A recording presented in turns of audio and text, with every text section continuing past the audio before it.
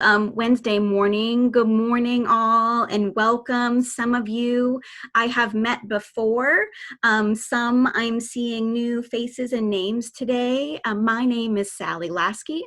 I'm really excited to be with you today to talk about creating opportunities for good conversations in your communities. I'm a community psychologist. I've been working to address and prevent sexual violence for the past few decades. I love questions, but as a trained advocate, I love listening even more. So I'm hoping that we have some good time for me to listen to you today. There are sections where I'm going to be just sharing some lessons learned, but there'll also be time, as Jocelyn said, to interact in some small group discussions. In my consulting practice, I support programs in organizational development to better meet the needs of survivors. And I also work as the evaluation coordinator at the National Sexual Violence Resource Center.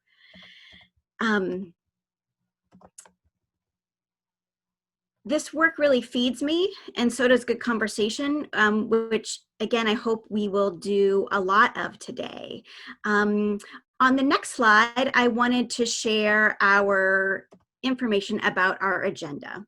A few housekeeping items. This session is being recorded, so I believe that it will be available to you if you want to come back to it at a later time. A handout will be provided to you after the session that will include key points of the discussion and resources that we talk about today. Do what you need to take care of yourself, whether that's a blanket or a pet or a child nearby. We have scheduled a purposeful break at 9:55 to 10:05 to give a good 10 minutes to check in with your body, with your needs, with other people. Hopefully it's not with a work email. Hopefully you can take some just time away from a computer for a little bit. We're currently entering the 10th month of a global pandemic in which our lives have been thrown topsy-turvy and upside down in a lot of cases. Many of us are living in fear and grief on a daily basis. So whatever you're able to bring to this session is enough. I'm going to try to bring some grace and share some lessons that I've learned. And I'm grateful that we're going to have a second opportunity to come back together in January in case we need more time for specific discussion. We'll start today off with some introductions, talking about the amazing skills you bring to this conversation, review some key elements for successful community conversations, and discuss the advantages and disadvantages of different data collection methods before we move into some specific breakout discussions to talk about organizational capacity. After our break, we'll wrap things up by exploring ethics, how to reduce bias, and how interview guides and protocols can be your best friends. And we'll conclude with some final group discussion and then talk about our next steps. So I want to learn more about each of you, and there are a few polls that I would like to do in order to do that. So Jocelyn, could you post our first poll for the group and we'll invite people to respond? Yes, let me launch that first, just the first one? Yes, please. Okay. So you all should be seeing that now. Yes, so how comfortable are you with interviewing community members? Very uncomfortable, uncomfortable, neutral, comfortable, or very comfortable? Okay, we have responses coming in. Looks like the majority of the group has responded, and wow, it looks like over half feel comfortable or very comfortable. That is great. We've got a good number of people in our neutral category, and then some folks that are not feeling very comfortable with that at this time. Great.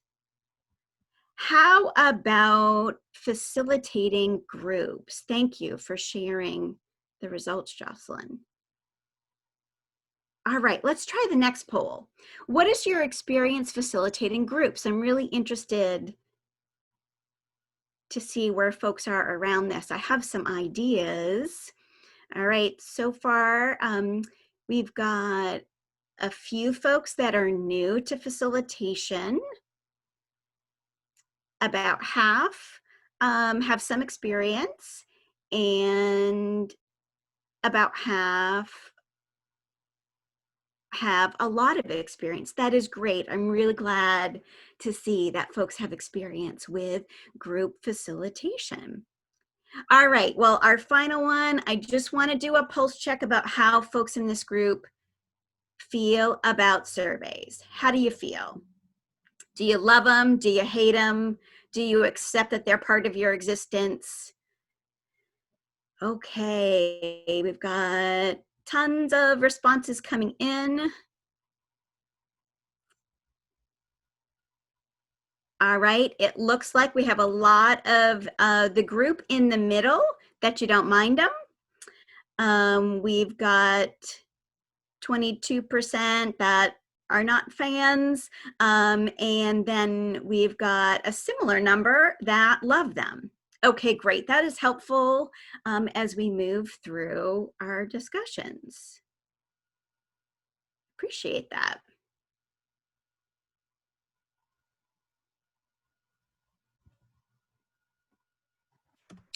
Sally, and I think I'm controlling the stop share results. I think I'm controlling your PowerPoint, so just let me know when you want me to go to the next slide. All right, perfect timing. Let's go to the next one.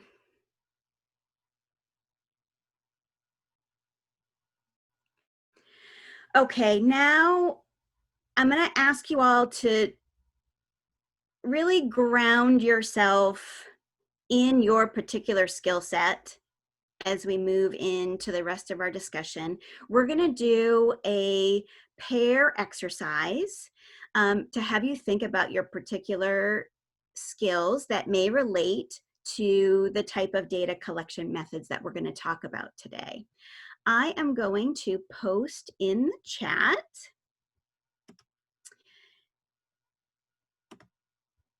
a worksheet for you all to use for this activity.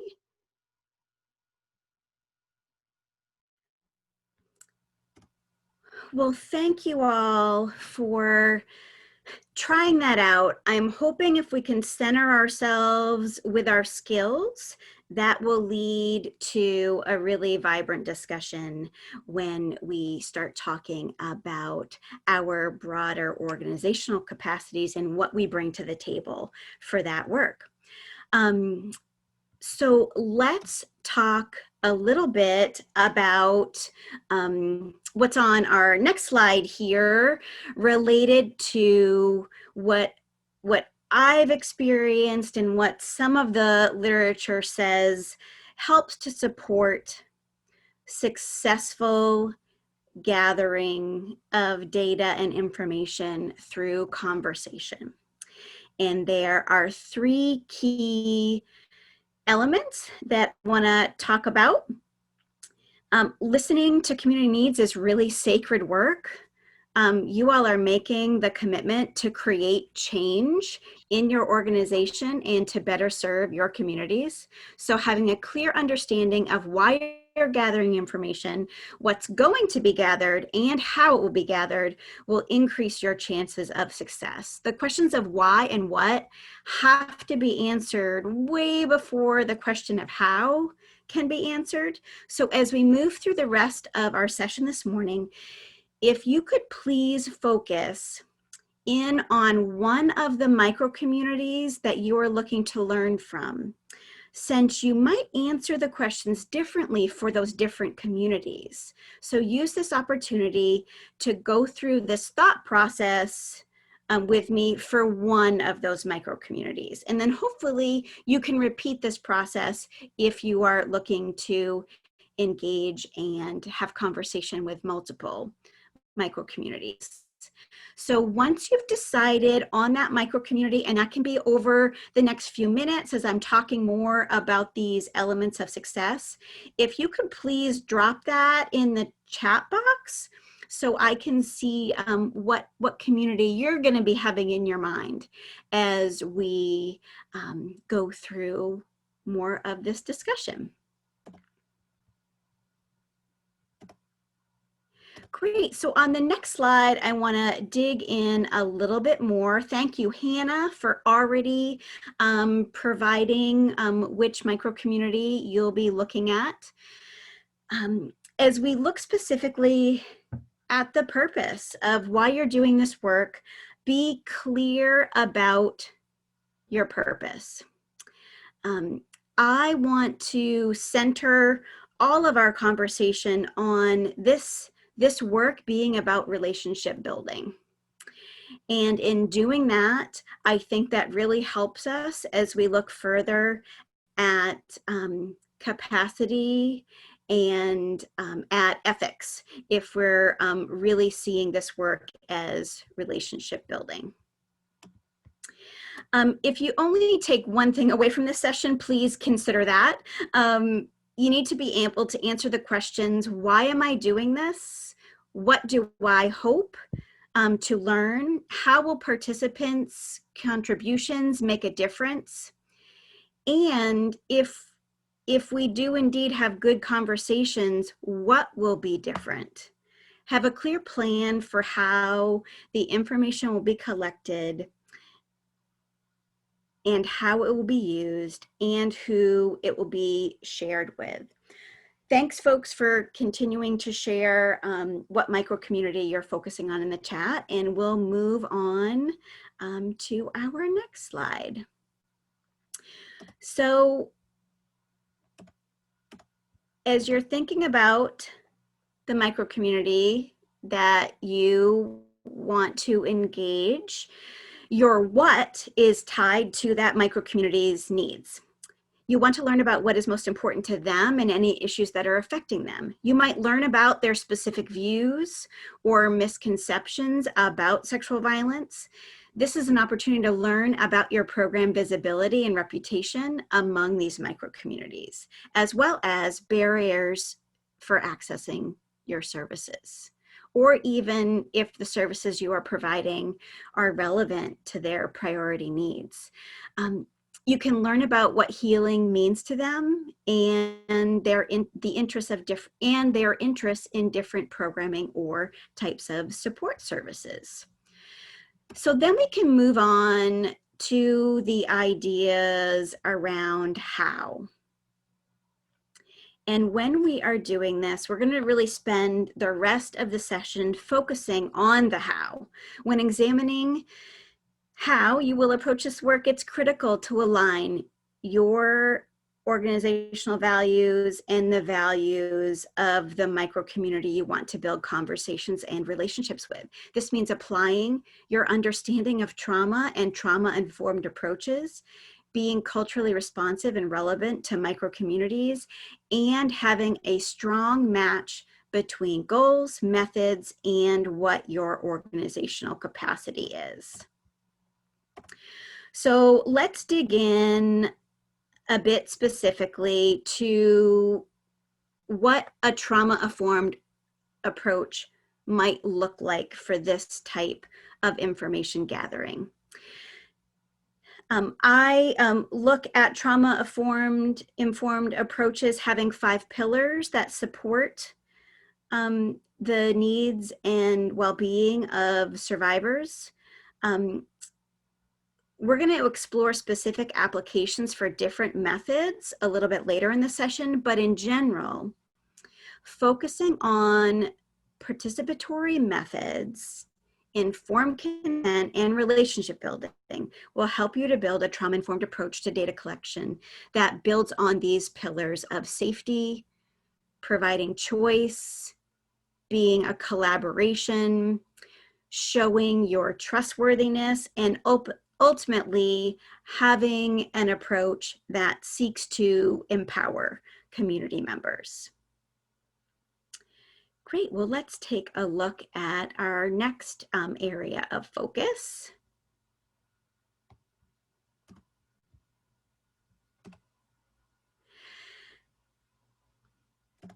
Your process is ultimately about finding authentic truth. And how exciting and brilliant is that? Um, Sadly, traditional data collection methods often support white supremacy and white supremacy values, often by othering people and communities and not centering their specific truth or truths. You have opportunity and responsibility to do things differently, to focus on equity. So we're going to talk a little bit more about that. I found that this model by Chicago Beyond, that is outlined in a guide called Why Am I Always Being Researched? A guidebook for community organizations, researchers, and funders to help us get from insignificant understanding to more authentic truth, to be a really helpful tool. This guide begins by naming 7 inequities standing in the way of impact, each held in place by power dynamics. So these 7 elements include the following: access. Could we be missing out on community wisdom because conversations are happening without community meaningfully present at the table? Number 2 is information.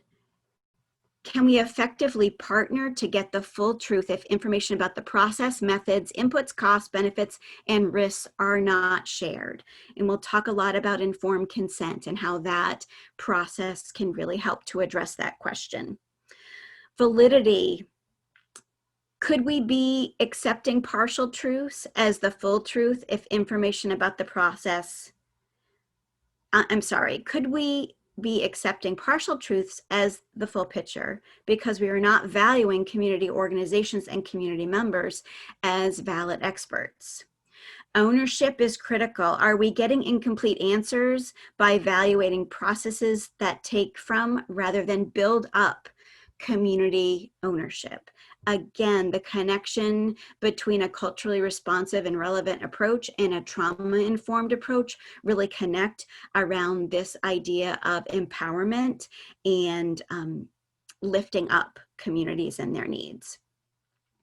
When we think of value, what value is generated, for whom, and at what costs? So whose values and perspectives are being represented in the stories and information that you're collecting?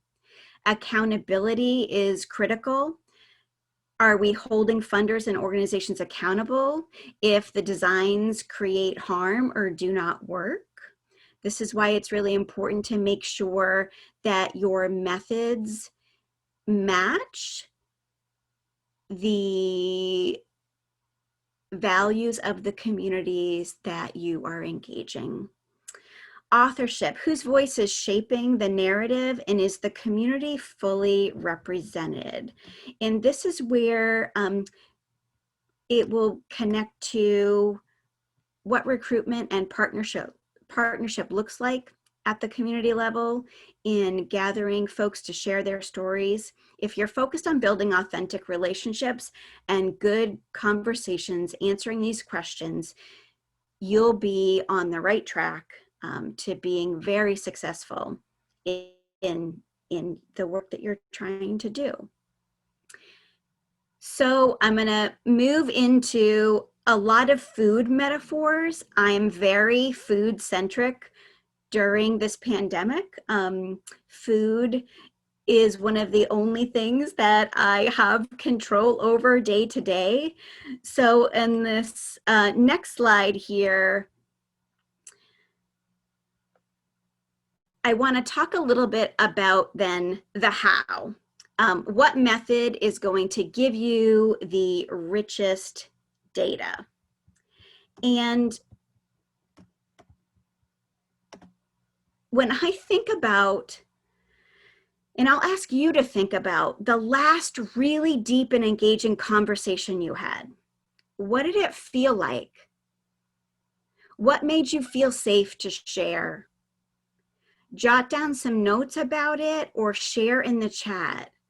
When I think about those conversations that were deep and empowering, they comforted me like my favorite winter soups, where the ingredients really came together to create this powerful but unique and blended flavor. It was the tone of the person's voice.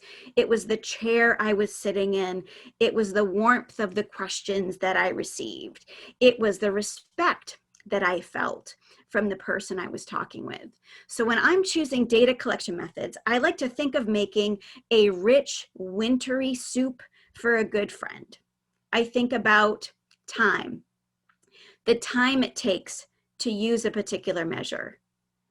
Do I have the time to make it with love, like I do with making soup? Because I know if I'm not making it with love, it's not going to taste as good, right?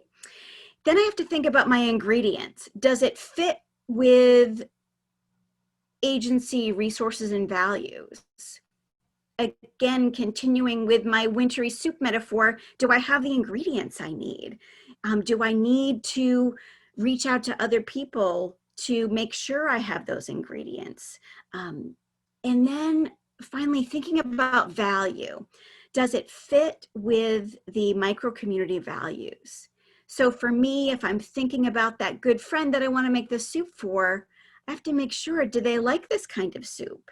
Maybe they don't even like soup at all. So there needs to be an engagement and process that's really looking at values, and really bringing warmth and connection to those conversations that happen before you actually launch into collecting information and data. So when we talk about rich data, it's data that describes the complexities and the richness of people's lived experience. So if my soup metaphor helps you, that's great. If it doesn't, think about something that would work for you when you're talking with folks about organizing these type of collection efforts. All right, if folks can handle it, I'm going to continue my food metaphors a little bit longer. And I first want to talk about surveys. Surveys or questionnaires, to me, are the restaurant reviews of survey methods. They can provide information about community members' knowledge and attitudes, their intentions, and possibly behaviors. I use surveys a lot. They're inexpensive. They can be administered consistently. They offer more privacy for survivors in a lot of ways, and they can be a lot easier to analyze.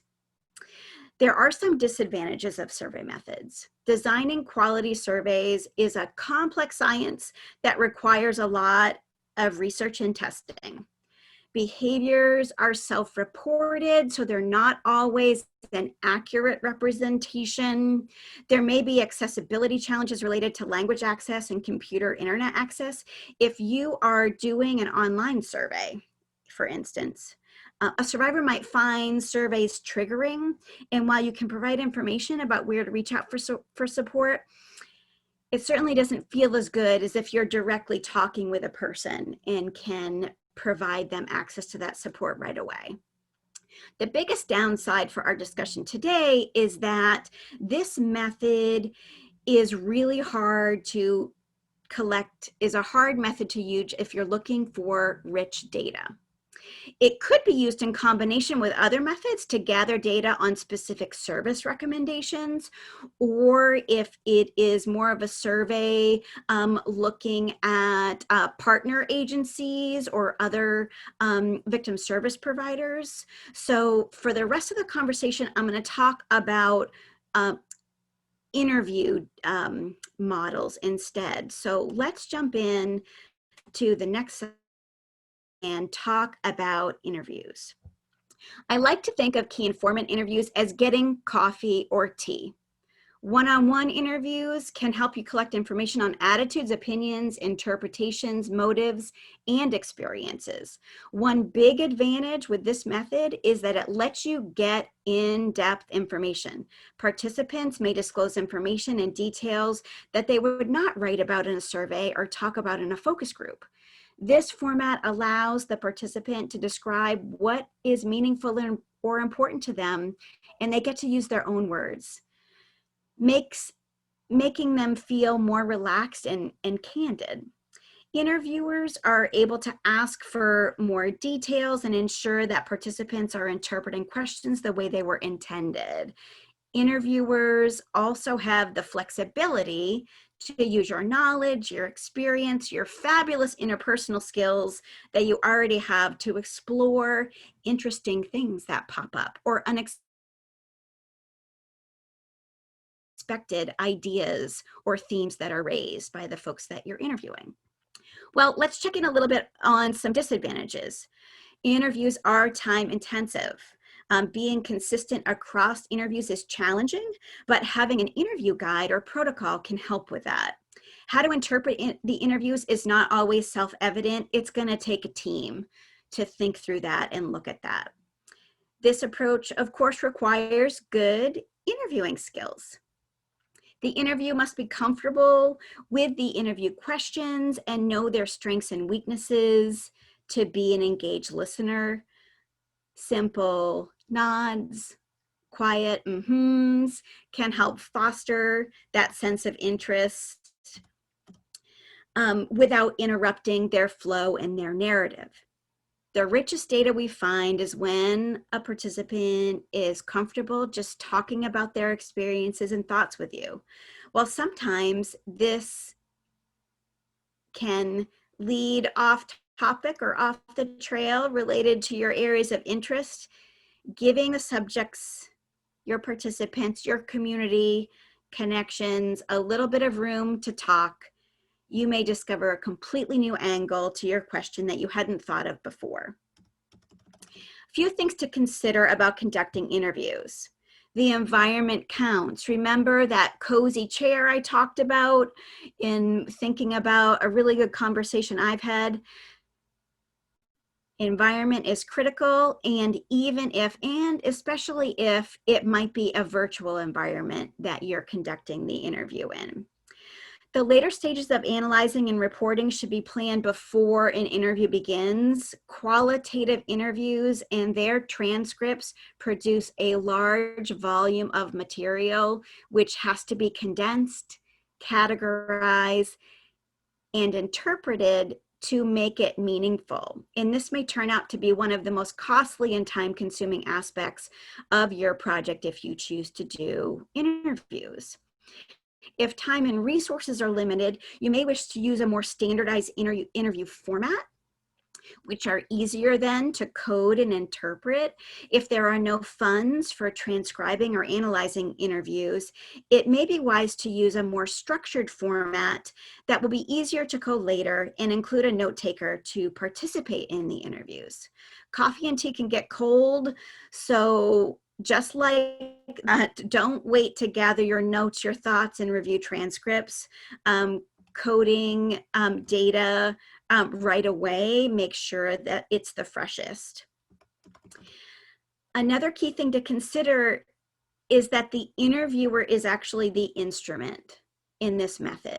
And the instruments can be affected by factors like fatigue, knowledge, your personality, as well as your level of skill, training, and experience.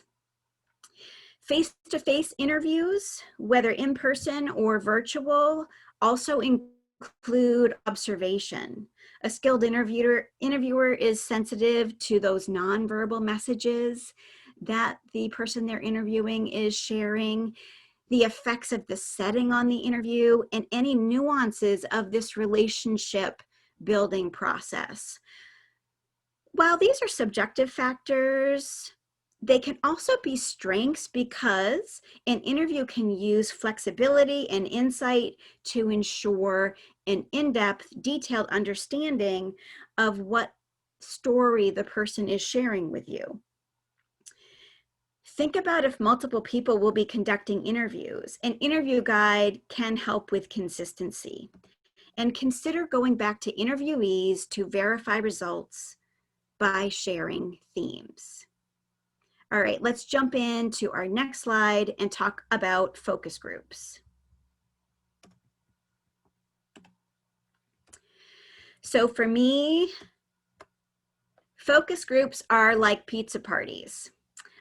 And literally many focus groups that I have facilitated have involved pizza or other food types. So with these, everyone's agreed to have pizza, but they are likely to want different toppings. Focus groups are good for assessing attitudes, opinions, and interpretations.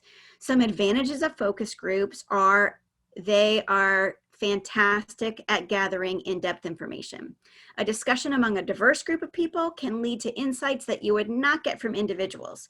It's relatively low cost, and there is a low time investment. Some disadvantages to consider. Groups can be challenging in a variety of ways. They can be challenging to assemble because of schedules. Extra time should be built into the project timeline for any potential scheduling hiccups or difficulties. Results also are influenced by group dynamics. So it requires that skill in group facilitation that a lot of you come to this session already having. So how to interpret the group discussion is not always evident. You really need to have a team approach to both conducting a focus group, but also with analyzing your results. Focus groups really require a delicate balance of rapport building, mutual respect, and being consistently open. Facilitators need to be able to create an environment conducive to individual sharing, but also to collaborative dialogue. You've got to be prepared to gently interject in a discussion to ensure that everyone has an opportunity to participate. Attention has to be paid to both those that are more assertive in the group and the quieter participants to ensure that no one's dominating or excluded from the conversation. Facilitators also need to avoid trying to finish participant sentences or jumping in too early or jumping to conclusions about what participants mean. So one key thing to consider is you really have to be comfortable with a lack of control if you're going to be facilitating support groups. You have to feel safe and confident in that space, knowing that you can do a lot of planning, but it's going to be a very dynamic experience. So for me, I think of focus groups, it's kind of the Olympics of active listening, which is great since the majority of you have lots of experience with active listening already. One thing that can be challenging for focus group facilitators is the need for neutrality. Although it's important to respond to participants' comments and to assist in maintaining the discussion, it's equally important to ensure that you do not indicate a preference for some comments over others. So that can be done by thanking all people for their contributions rather than commenting on the merit of a particular comment. It's important that you avoid providing your own perspective that might bias group thinking. Instead, keep the conversation going by briefly repeating the comment, asking the participant to expand, clarify, give an example, or ask if others had similar or different experience. You can gradually reduce your role in the conversation by encouraging participants to address one another rather than you as the facilitator. Time management also can be tricky. It's something you'll need to keep on top of, making notes of the time after each question you ask. You'll need to regularly evaluate the direction the discussion is going in. What questions may have already been directly or indirectly answered or addressed, so that you can figure out where to go next in the conversation. Depending on how structured the project is, the facilitator may have varying degrees of freedom to skip or modify those questions. Building in a support system by developing signals with your note taker based on the time and group dynamics will be really important. A note taker offers a valuable set of eyes to help guide the session. They can let the group know when they are getting close to the end of the session. This encourages them to say important things they may not have said yet, and ensures that they won't be surprised when it comes time to wrap things up. So consider that the interaction between participants is the main focus of a focus group. Focus groups usually consist of between 4 to 10 participants per group. Ideally, focus groups should continue to be conducted until no new issues come up and that the data that you're gathering becomes repetitive or predictable. If participants bring with them a diversity of life experiences, then you might need a greater number of focus groups. Each focus group should be conducted by a minimum of 2 people. I mentioned a facilitator and a note taker. You could also have co-facilitators and multiple note takers, or in addition to a facilitator and note taker, also a process watcher that can help more with the time management issues. So take a careful look around. Perhaps you find the right leader within your organization to facilitate a focus group. It's recommended that that facilitator have experience with facilitating groups before facilitating a specific focus group. It's possible that you can do the job. Don't overestimate or underestimate your own abilities.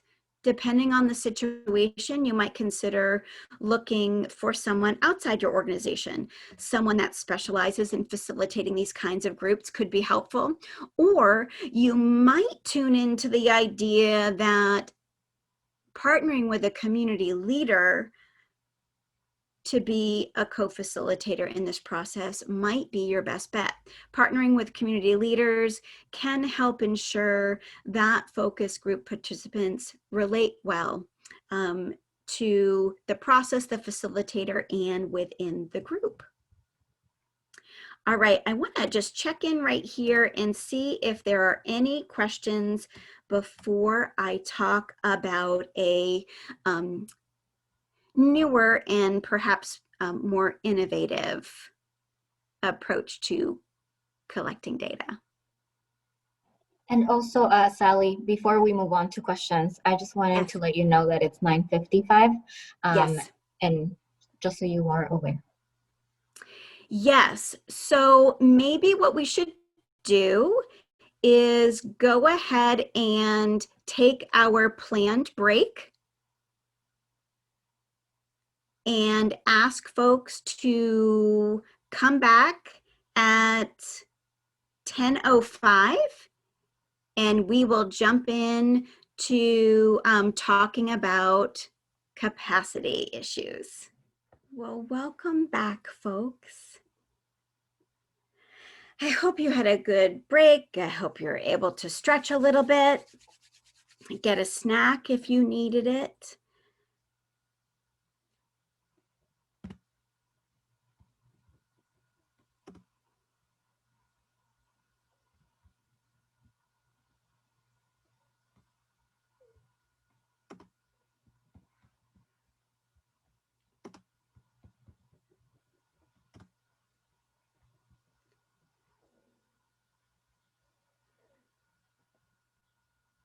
Jocelyn, if you could advance forward 2 slides for me. I think I'm going to come back and talk about photo voice later.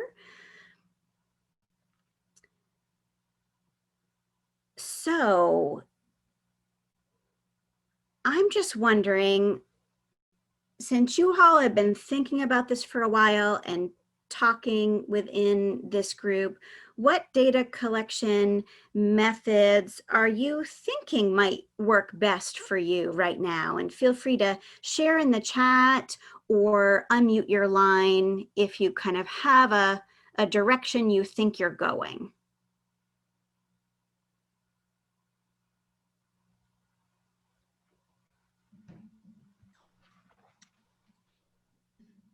Honestly, I think when we started, we thought focus group was the direction to go.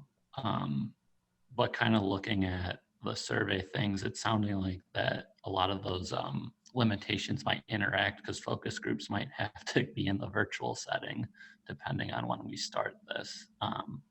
But I do like the focus group, that more kind of personal touch, and it gives, you know, the chance for the community to meet in spaces that they're comfortable and be more established in those micro communities.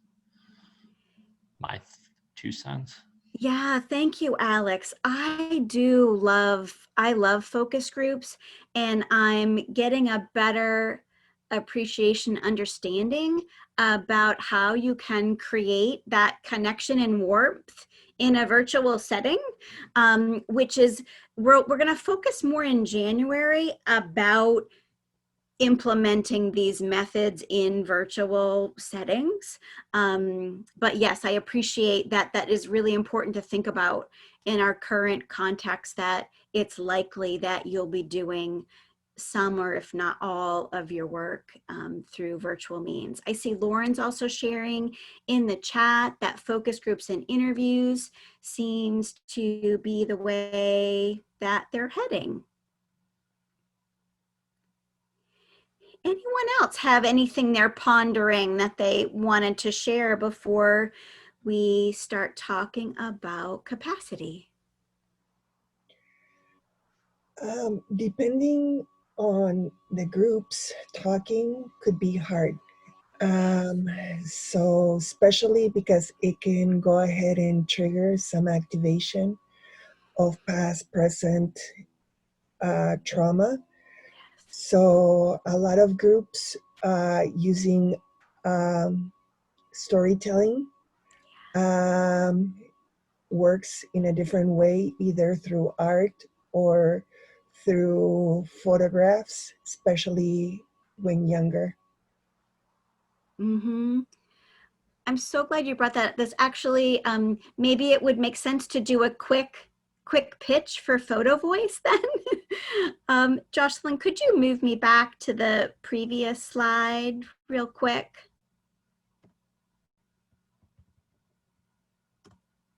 Great. Well, photo voice is actually one of my favorite approaches for collecting data. If you haven't heard about it or used it before, I'll share a few quick things about it. Photo voice uses video and or photo images to capture aspects of community members, environment, and experience. The goals are to help those who are often unheard to gain a voice, enabling them to record and reflect on their experiences and their community's conditions, be it positive or negative. Images can really teach. We know that pictures influence people. Community members can be directing the story, creating the images and defining what those images mean to create a better and stronger community. The process does require from the outset that planners are bringing influencers to the table to serve as an audience to be viewing and experiencing the photos. The Photo Voice project actually emphasizes both individual and community action. The rewards of taking photographs are immediate for participants. photography is fun and creative. Often survival is the main focus of people living in difficult circumstances. So the opportunity to create art can be really powerful and fulfilling. It can lead to viewing oneself in a different and more positive light. It can sometimes spark new talents and interests. It can change their perspectives on their own environment when they're asked to think about how they want to picture the scenes around them.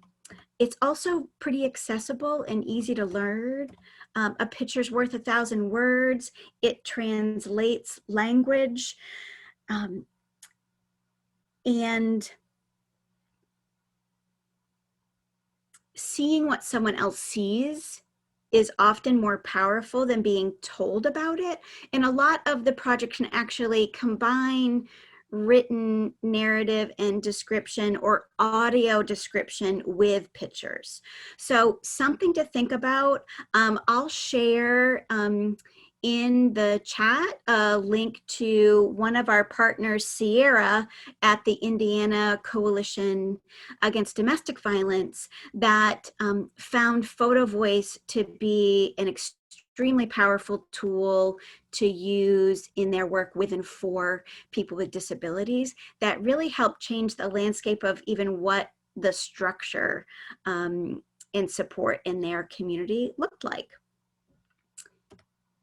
So yes, I encourage folks to look at innovative ways that help people express themselves.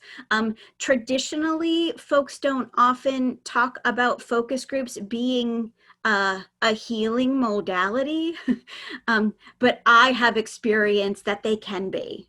Being able to be heard, to express yourself, and to do that in group can be very powerful, even though that isn't the main intent of the data collection activities. Okay, well, why don't we move forward a bit so we can have you all talk a little bit more about capacity building. So if you could go one more slide, we're going to do another small group breakout. Again, we're going to be asking you to be thinking about and talking through the specific micro community that you identified earlier. I'm going to ask folks to move through the questions on the handouts that I'm going to now add to the chat. I'm also going to share the Google Doc link as well.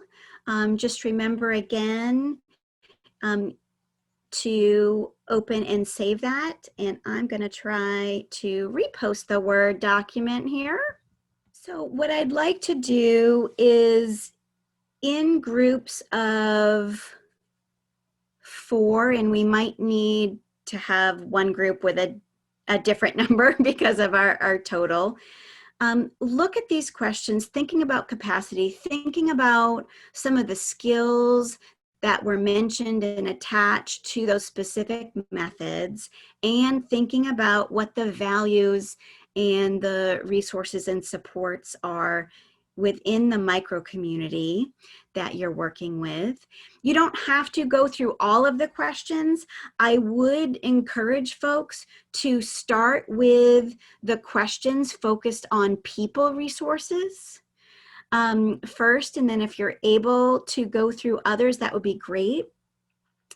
If groups could come back to identify one thing that was really exciting about their conversation, that would be great. And Kelly,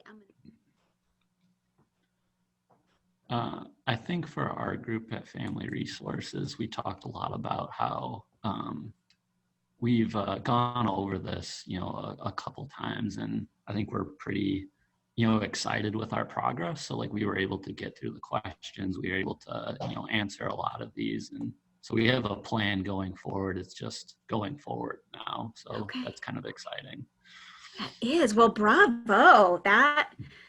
That is fantastic to hear. Thank you for sharing that, Alex. I feel good hearing that. What other things popped up for the other groups? So I'm with Catholic Charities, and there's only a couple of us here, but we just kind of went through and talked about how our small little group has been doing a lot of work, but we've been thinking a lot about how to bring in other people in our agency because it's an agency effort with everything that we're doing with the cohort. But we're excited about, we were kind of at a loss of like, do people feel equipped? Are they, educated about our micro community? Where do we need to go? So we sent out an activity for staff to do on their own a few weeks ago, and we just sent out a survey, and the results were kind of surprising, but also interesting and very helpful because we realized like, oh, some of the things we thought we were excelling in were not, and maybe we should revisit that, and we have better ideas of who to bring in just to help educate people and what we can change in our organization already before we move forward. So that's something that excites us. That's great to hear, Lauren. I think you bring up an important point that capacity is forever in flux, right? It changes over time. It grows. Sometimes we grow in a few areas and then we may lose expertise with staff transitions. I know, goodness, I've lost expertise just with coping with the world these days. And so figuring out, doing those regular check-ins and putting a plan together can help to make sure that you can sustain the energy and build the capacity moving forward. Great, thanks for sharing. Other groups.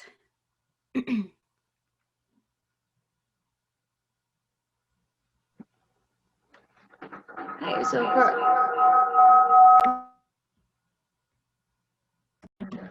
we have two people in the same room with microphones and laptops, so that's why that's echoing. Go ahead.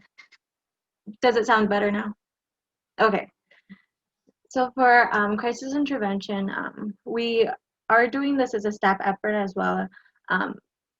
However, like for the first question on who is internally available, we decided that it was just better to put the actual, like the ones that are here on the call in the cohort as like possible leaders in these community conversations, and like for reference from the rest of the staff to like ask any questions, since we're the ones that are coming on these calls. We're, I guess, the ones that are getting trained on it.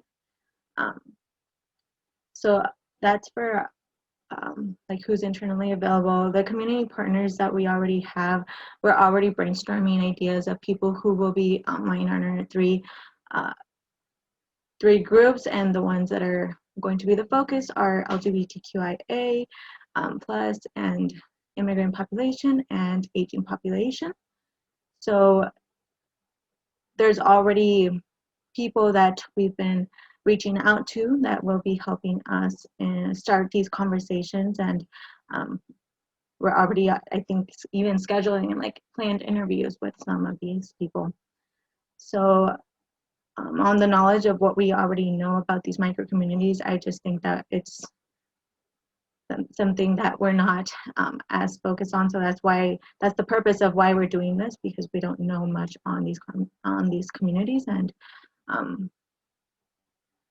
I just think that these conversations are really helpful. So that these are just like the start of what we're going to start doing, especially with the interviews and all that. So we just ended with the, how do you say, like the concern on funds, because I mean, the ideas that we're having will cost money. Like we're planning on incentives and all of that. So that's just something that we ended on, and something we're still going to be planning. So that's what crisis intervention is focusing on right now. Thank you so much. I appreciate you sharing about your full process and some of the challenges you're working through, but it's so nice that you have a team approach. That isn't always the case. So I am thrilled to hear that from all of you, that you're not trying to do this in isolation, because I will tell you that doesn't work. very well. So that is great news. Did any other groups want to share? I can briefly touch on one part. It's not Okay. necessarily something we're excited about, kind of reviewing where we may have caused harm. Our individual micro community is individuals with serious mental illness. Yes. And while a lot of us have a mental health background or take training specifically in that, there are certain things that we are hoping in these conversations, these community conversations, we can better communicate with them when we're seeing people's responses. And that can be very difficult because of that particular community's barriers. That communication thing is huge. Yeah. So I guess we're excited about getting better at conveying the messages we're trying to convey while continuing to provide services. Oh, Allegra, thank you for sharing that. I think that is a big piece of our work is around the language being used. Are we using plain language? Are we making sure that it's not filled with jargon, with acronyms? Are we using language that is used by the micro community members? And that's why if you do have some relationships already in existence or some community-based organizations that work specifically with that micro community to test out some of your thoughts and ideas before jumping fully in, so that you're doing that checking about language and looking to reduce any possible harm. Great. Was there one more group? Now I'm losing track. I think we heard from, or did we get everybody?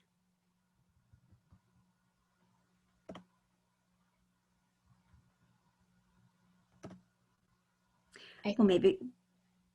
All right, I think just Adam, Katrine, and Thomas, if you have anything else to add, feel free to do so.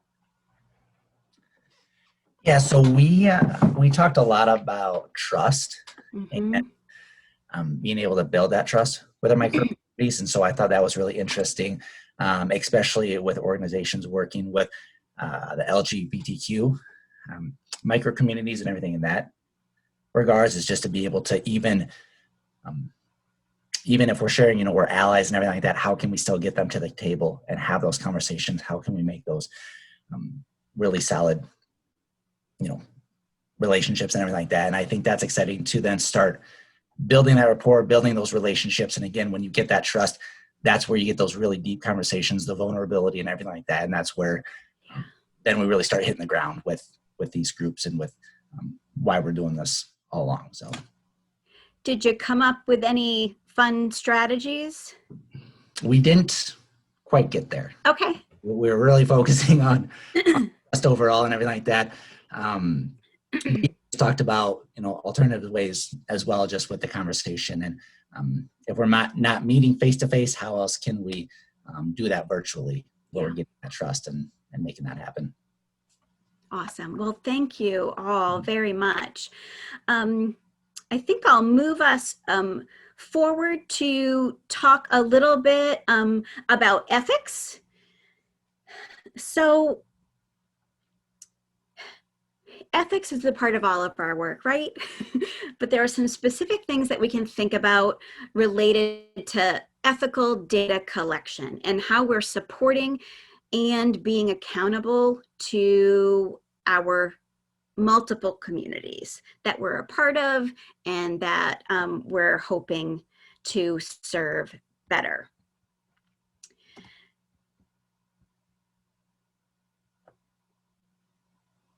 These conversations, of course, are very personal. And so they bring up issues around confidentiality, informed consent, risk assessment for the participants,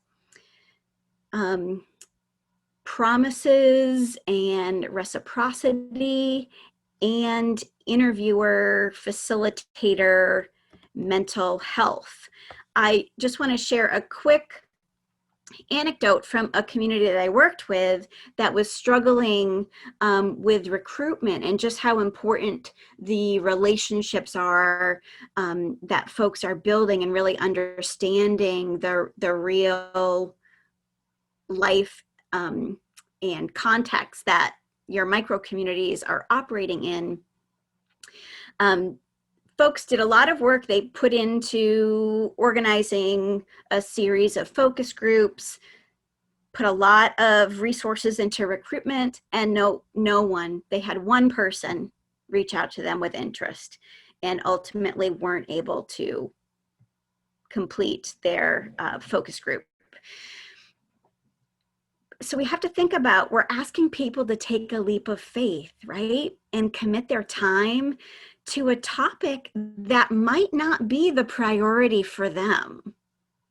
So if the invitation doesn't involve something that your organization is willing to offer them, or a benefit, if there isn't follow-up, if we're ignoring seasonal time demands on some audiences, specifically what is the impact of the pandemic in the micro communities that you're engaging, and understanding what that looks like. If you're not building on that knowledge and existing social and organizational relationships, and you're not offering specific value or incentives, you're likely not going to have any conversations happening, never mind valuable and authentic ones.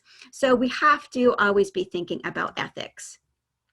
In your small groups, folks mentioned that they talked about discussing past harms that might have been experienced by micro communities. If you could just go forward to the next slide real quick, just to reiterate the information we talked about earlier with these 7 areas of inequalities, that being open and transparent about any possible history of microaggressions, of barriers to receiving services, of receiving services that didn't meet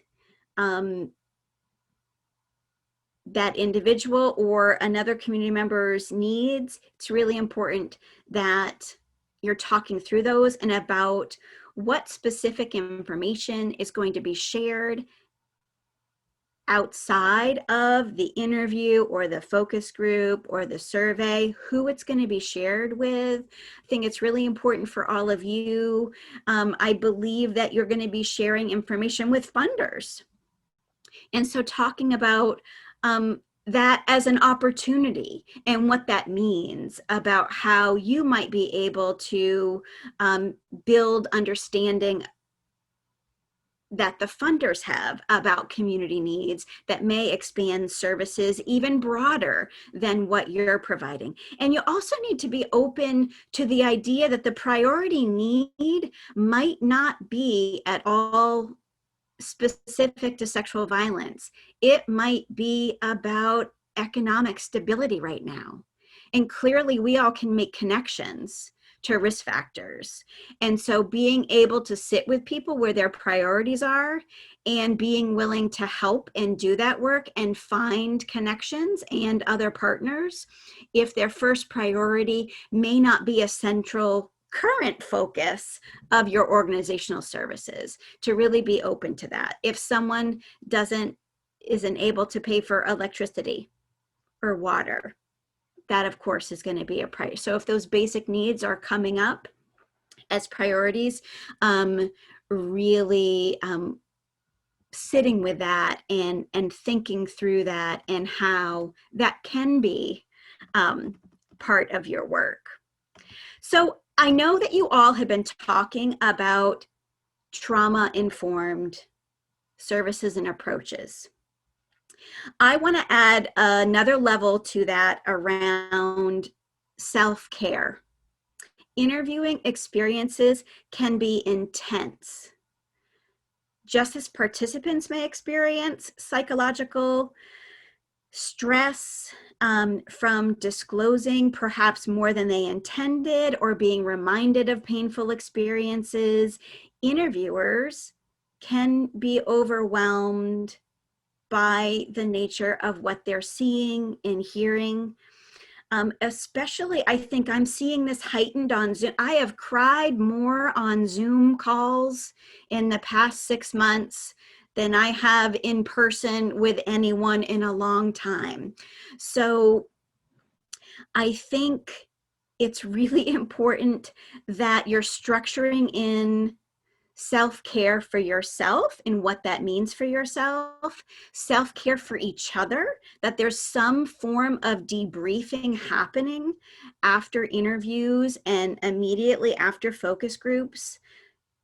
Folks that are doing the interviewing or facilitating should always know where to go if they need advice or consultation.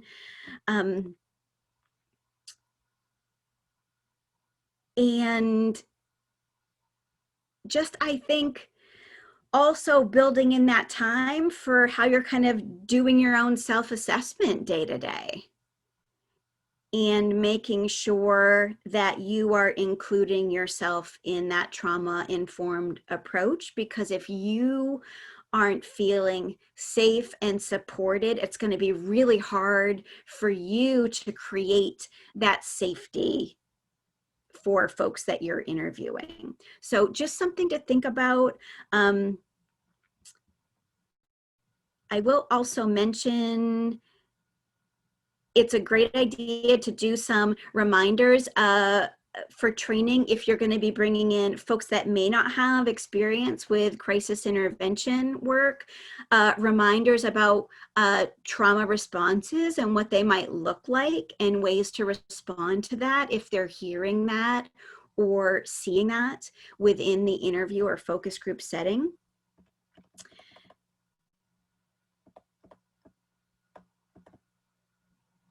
And also just making sure that there is space and energy for resources and follow-up. So much energy is put into preparing for the interviews and the focus groups that we don't always do that holistic approach about support and connection that happens after those like make a plan that there is especially for those that may be looking for therapeutic support after an interview or focus group, that those are available and that resources are offered to all participants, no matter what they may be disclosing or sharing. Just not, we know that trauma manifests in many, many ways, right? And so making sure that there are many, many ways that we can support folks. We are getting towards the end of our time for today. I want to run through a couple things about reducing bias. And I will say, what we don't get to today, I'm just going to shift to our January session, so we won't be missing out on anything. But I know that folks really were interested in how do you reduce bias? Thank you, Jocelyn, for skipping ahead for me on the slides. So bias shows up in a variety of different ways. There's moderator, or I tend to use the term facilitator bias more often. There are biased questions, there are biased answers, there are biased samples, and there are biased reporting. All of those require us to pay attention to them on a regular basis.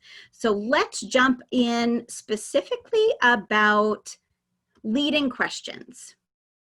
So here's an example of a leading question. Some people think reaching out to a sexual assault program is a bad idea. What do you think? Can you see where that would be leading someone in a certain direction? So if we want to reframe that, if you go to the next slide, here's a neutral way to ask the question. What is your opinion about reaching out to sexual assault programs, right? So you're not leaning in a direction, you're not offering a specific point of view beforehand, you're really leaving it open. Okay, let's check in about some double-barreled questions on the next slide here. So here's an example. How satisfied or dissatisfied are you in the way our center advertises the community and with the times that support groups are offered? So you can see here, there's a lot going on in this question. There is a great way to reframe that will reduce bias. So on the next slide, it shows a way to ask these questions focusing on one thing at a time. You would first ask about satisfaction or dissatisfaction with advertising. And then a follow-up or second question would be about satisfaction or dissatisfaction with times that support groups are offered. Okay, let's jump into a loaded question. Here's an example. Having strong relationships with law enforcement is really important to the survivors we support. How do you think we can build those relationships? So this is really placing a specific value and defining what survivors need upfront in the question. So if we go to the next slide, an example to get at this that would be more open-ended and not loaded would be to ask more generally, which community support systems are important to you that we should build relationships with? So those are some examples. And again, I'll send this out in our handout from the meeting. Another thing to think about is question order. It's great to start with general questions first, then move to specific questions. Unaided before aided questions. So that would be when you're like asking with follow-up prompts. Do positive questions before negative questions. The science generally tends to say works better. And to ask about behavior before asking about attitudes. And I think this might be a great place to conclude, and then I'll offer up if folks want to share, if you could just go forward, I think maybe one more slide, Jocelyn. Yeah. If folks have specific things that they want to make sure we cover beyond, we're gonna do some practicing with testing out questions. I'm actually going to give you all some homework to actually build kind of a little bank of questions prior to our January sessions so we can workshop those together. And then we're going to talk a lot more about doing all of this in a virtual setting and what that looks like. So some final thoughts about reminders that ethics mean applying an ethical approach means that you're going to be checking yourself constantly and doing that internally with some self-assessments. You're going to need to partner up with folks to check each other, check your assumptions, to seek reviewers, to not use any questions in any place that haven't been tested or reviewed by folks outside of your office, and hopefully by folks that are within the micro communities that you're looking to do the interviews with. And also the importance of checking our analysis of the data that we collect, that there's an opportunity for folks to see and hear and digest the trends that came out of the conversations to see if they accurately reflect people's experiences, especially if folks offered specific recommendations for services in how your organization interprets that those are offered back.